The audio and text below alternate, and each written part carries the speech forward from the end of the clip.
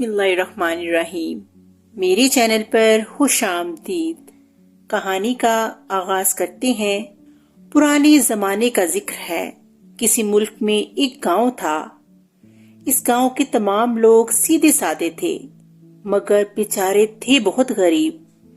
ان کی غربت کی وجہ یہ تھی کہ وہ لوگ کاہل اور آرام پسند تھے اور اپنا کام محنت اور دل لگا کر نہیں کرتے تھے۔ دل چاہا تو کام پر چلے گئے، نہ چاہا تو نہ گئے۔ انہیں گاؤں کے چوپال میں درختوں کی چھاؤں میں بیٹھ کر ایک دوسرے سے باتیں کرنے میں بہت مزہ آتا تھا۔ کام سے زیادہ ان کا دل میلوں ٹھیلوں میں لگا رہتا تھا۔ گاؤں کے لوگوں کی ان عادتوں کی وجہ سے انہیں محنت مزدوری کے زیادہ پیسے بھی نہ ملتے تھے۔ اسی گاؤں میں رحمت نامی ایک بہت ہی امیر آدمی رہتا تھا۔ اس کی ایک بڑی سی حویلی تھی اور اس کے بہت سے نوکر چاکر بھی تھے۔ اس حویلی میں وہ اپنی بیوی اور ایک بیٹے کے ساتھ بڑے ٹھاٹ باٹ سے رہتا تھا۔ وہ نہایت لالچی، مکار اور خود غرض انسان تھا۔ اس کے پاس بہت ساری زمینیں تھیں، مگر وہ ان پر کھیتی باڑی نہیں کرتا تھا۔ اب ذہن میں یہ خیال پیدا ہوتا ہے کہ جب وہ کھیتی باڑی بھی نہیں کرتا تو اس کے پاس اتنی دولت کیسے آ گئی تھی کہ وہ گاؤں کا سب سے امیر کبیر شخص بن گیا۔ اس کی ایک وجہ تھی، وہ گاؤں کے غریب ضرورت مند لوگوں کو سود پر قرض دیا کرتا تھا۔ فرض کرو اس نے کسی کو 500 روپے ادھار دیے۔ ان 500 روپیوں پر وہ ہر ماہ ان سے اتنا زیادہ سود لیتا کہ اصل رقم جوں کی توں رہتی تھی اور قرض دار بیچارے پوری عمر سود ہی چکاتے رہتے۔ سود کو تو اللہ تعالیٰ نے حرام قرار دیا ہے، مگر اس کے باوجود وہ یہ کام کرتا تھا اور ایک مقررہ مدت کے بعد اسے سود کی شکل میں بہت سارے روپے مل جاتے تھے۔ جو لوگ اس کی سود کی رقم دینے میں ناکام رہتے، انہیں اس کے کرندے ہنٹروں سے پیٹا کرتے تھے۔ گاؤں میں کوئی شخص بھی اسے اچھا نہیں سمجھتا تھا، کیونکہ اس کے ظلم و ستم کی وجہ سے وہ لوگ بہت پریشان تھے۔ ایک روز کا ذکر ہے، تیز بارش کی وجہ سے ہر طرف جل تھل ایک ہو گیا تھا۔ کئی دن سے جاری بارش تھوڑی دیر کے لیے رک گئی۔ ایسے میں ایک چھوٹا سا بونا بھیگتا ہوا اپنے چھوٹے سے گھوڑے پر سوار اس گاؤں میں داخل ہوا۔ اس کی جسم پر سرخ قمیض، نیلا پاجامہ، پیلے رنگ کی لمبوتری ٹوپی اور پیروں میں نوکیلے رنگ برنگے لانگ شوز تھے۔ اس نے سوچا جب تک بارشوں کا موسم ختم نہیں ہو جاتا وہ کسی صحرائے میں ٹھہر جائے گا۔ اسے اپنے گھر جانا تھا جو بہت دور پرستان میں تھا اور بارشوں میں سفر کرنا بہت مشکل کام تھا۔ وہ کسی صحرائے کی تلاش میں ادھر ادھر پھرنے لگا۔ اچانک ایک جگہ اس نے بہت سارے لوگوں کا جمگٹھا دیکھا۔ شاید وہ گاؤں کی چوپال تھی۔ بہت سارے لوگ ایک گھیری کی شکل میں وہاں کھڑے تھے۔ بونا بھی حال احوال معلوم کرنے کے لیے ان کے پاس جا کھڑا ہوا۔ اس نے دیکھا رحمت کے کرندوں نے چند غریب گاؤں والوں کو پکڑ رکھا ہے اور انہیں ہنٹروں سے خوب مارا جا رہا ہے۔ وہ غریب چیخ چیخ کر دعائیاں دے رہے تھے کہ ان پر ظلم نہ کیا جائے، مگر مارنے والوں پر ان کی دعائیوں کا کوئی اثر نہیں ہو رہا تھا۔ رحمت بھی اپنے 4-5 سالہ بیٹے کے ساتھ وہاں موجود تھا اور یہ تماشا دیکھ رہا تھا۔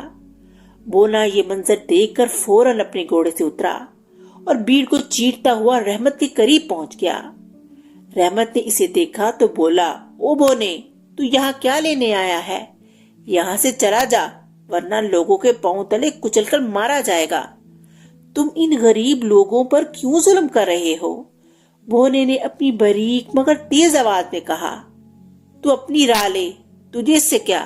یہ لوگ میرے مقروض ہیں اور اصل رقم تو ایک طرف رہی، سود کے پیسے بھی نہیں دے رہے، اسی لیے میرے ملازم انہیں سزا دے رہے ہیں۔ تو نے اگر میرے کام میں مداخلت کی تو اپنے آدمیوں سے کہہ کر تیری بھی پٹائی لگوا دوں گا۔ اس رئیس آدمی نے بڑی روب دار آواز میں کہا۔ یہ سن کر بونا مسکرایا اور بولا، تم مجھے نہیں جانتے، اگر جانتے ہوتے تو ایسی بات نہ کرتے۔ رحمت نے کہا، کیوں نہیں جانتا؟ تم بارش بڑھ کے ایک چھوٹے سے بونے ہو۔ میں چاہوں تو تمہیں یہی کھڑے کھڑے کانوں سے پکڑ کر پھینکوں تو سیدھی دریا میں جا گرو گے۔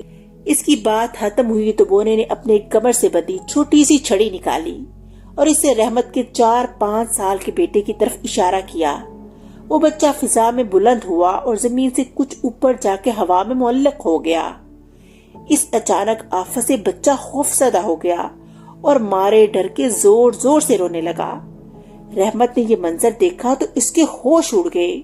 وہ زور سے چلایا، بدماش بونے، تو مجھے کوئی جادوگر معلوم ہوتا ہے، میرے بیٹے کو نیچے اتار دے ورنہ بہت برا حشر کروں گا۔ یہ کہہ کر اس نے اپنے کرندوں کو اشارہ کیا۔ اس کے کرندوں کے دل پر بونے کی دہشت سوار ہو گئی تھی۔ وہ اپنی جگہ سے ٹس سے مس نہ ہوئے، بلکہ انہوں نے اپنے ہنٹر بھی زمین پر پھینک دیے۔ ان میں سے ایک نے کہا، یہ بونا کوئی جادوگر ہے، ہم تمہارے کہنے سے اس پر ہاتھ نہیں اٹھائیں گے۔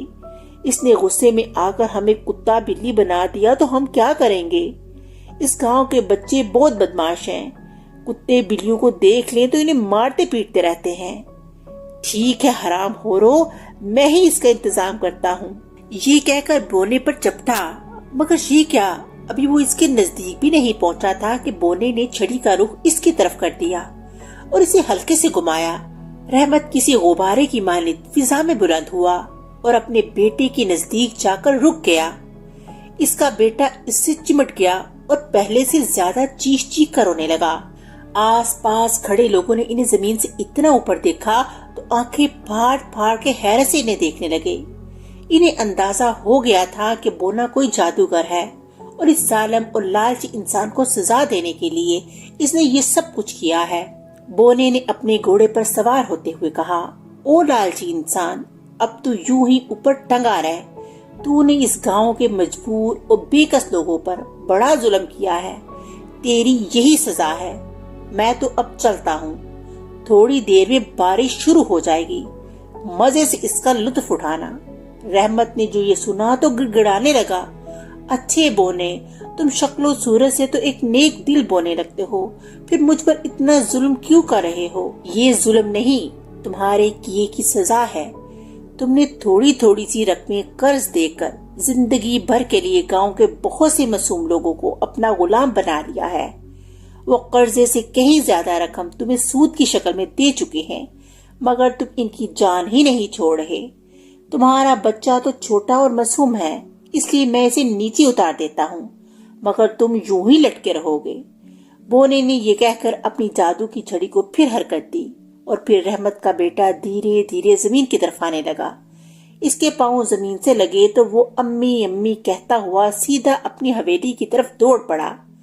رحمت فضا میں معلق بے بسی سے بونے کو دیکھے جا رہا تھا۔ تھوڑی دیر بعد اس نے کہا، مجھے نیچے اتار دو، میں تمہیں اتنی دولت دوں گا کہ تم زندگی بھر عیش کرو گے۔ مجھے ایسی دولت نہیں چاہیے جو تم نے غریبوں کا خون چوس کر اور ان کی بد دعائیں لے لے کر جمع کی ہے۔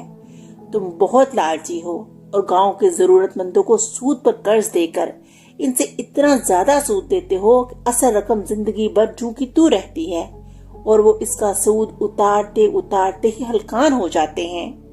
اپنی غربت کی وجہ سے جب وہ تمہیں رقم نہیں دے پاتے تو تم اپنے بدماش ملازموں سے ان کو سزا دلواتے ہو۔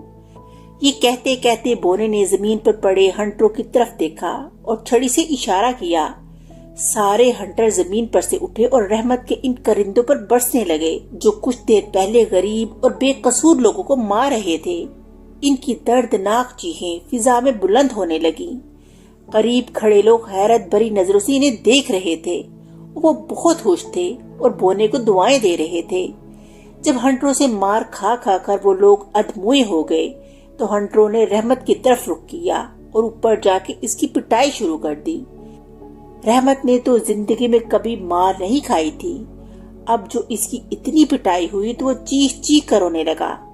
سارے گاؤں والے اس کی یہ حالت دیکھ کے خوشی سے تالیاں بجانے لگے۔ اتنے میں رحمت کی بیوی بھاگتی ہوئی آئی اور بونے کے آگے ہاتھ جوڑتے ہوئے بولی، خدا کے لیے میرے شوہر پر اتنا ظلم مت کرو، اسے کچھ ہو گیا تو پھر گاؤں کے غریب لوگوں کو قرض کون دے گا؟ اچھا ہی ہے اسے کچھ ہو جائے، ویسے بھی قرض لینا کوئی اچھا کام نہیں۔ میں پرستان میں رہتا ہوں وہاں کے لوگ دوسروں سے قرض لینے کو بہت برا سمجھتے ہیں۔ وہ اتنی محنت سے اپنا کام کرتے ہیں کہ انہیں ان کی محنت کے خوب پیسے ملتے ہیں۔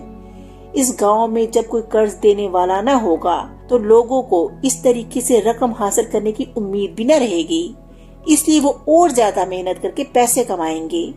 جب انہیں احساس ہوگا کہ پیسہ بہت محنت سے کمایا جاتا ہے تو وہ فضول خرچیوں سے بھی بچے رہیں گے، غیر ضروری رسموں اور تقریبوں پر بھی پیسہ نہیں ضائع کریں گے۔ گاؤں کے وہ لوگ جنہوں نے رحمت سے سود پر قرض لیا تھا یہ سن کر شرمندہ ہو گئے۔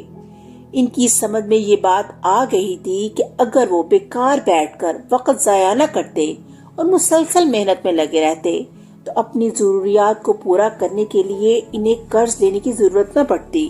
انہوں نے اپنے دلوں میں عہد کر لیا کہ اب وہ خوب محنت سے اپنی روزی کمائیں گے اور زندگی میں کبھی بھی قرض نہ لیں گے۔ رحمت کی بیوی بڑی بے بسی سے اپنے شوہر کو دیکھ رہی تھی۔ رحمت نے گڑ گڑا کر کہا، مجھے اس مصیبت سے چھٹکارا دلا دو، میں وعدہ کرتا ہوں کہ گاؤں والوں کی وہ ساری رقم جو میں نے اب تک سود کے طور پہ لی ہے انہیں واپس کر دوں گا، میں ان کا قرضہ بھی معاف کر دوں گا، اور اگر انہیں کبھی رقم کی ضرورت پڑی تو انہیں قرض نہیں بلکہ ادھار دے دیا کروں گا، اس پر ذرا سا بھی سود نہیں لوں گا۔ اب مجھے یاد آ گیا ہے کہ سود حرام ہوتا ہے، میرے پاس بہت ساری زمینیں ہیں، اب میں یہ سود والا کام چھوڑ کر کھیتی باڑی کر کے حلال روزی کماؤں گا۔ بونے نے جب دیکھا کہ وہ ظالم اور لالچی آدمی رائے راست پر آ گیا ہے تو اس نے اسے اپنی جادو کی چھڑی کے اشارے سے واپس زمین پر اتارا۔ رحمت اسی وقت بھاگا بھاگا گھر گیا اور ان تمام لوگوں کے پیسے جو اس نے ناجائز طریقے سے لیے تھے انہیں واپس کر دیے۔ گاؤں والے خوش تھے، انہوں نے بونے کا شکریہ ادا کیا۔ گاؤں میں ایک چھوٹی سی صاف ستھری خوبصورت سرائے تھی۔ بونا اس سرائے میں چلا گیا۔ جب بارشوں کا موسم ختم ہوا تو بونا بھی گاؤں والوں کو خدا حافظ کہہ کر پرستان روانہ ہو گیا جہاں پر اس کا گھر تھا۔